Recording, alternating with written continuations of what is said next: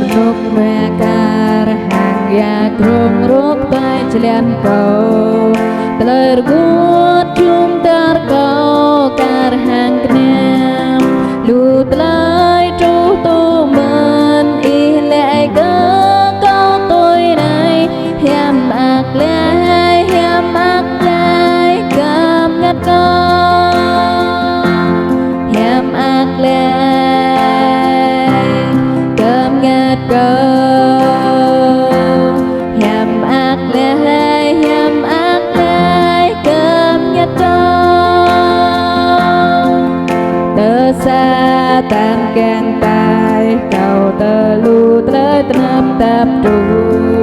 mau tới nút nuôi này vai lang câu dọa cơ tha giang thâu lẽ lời câu tu bia mẹ nhô tu lẽ che nhô po cam ngắt con hiam ác lẽ cam ngắt con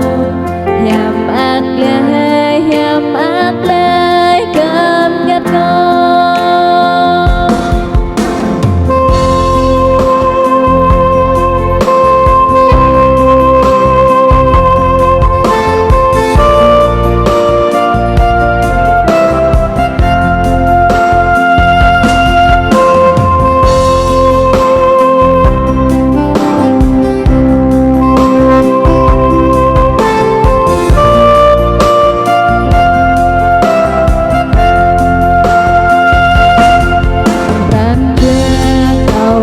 lời sưu tơ ta cất có lời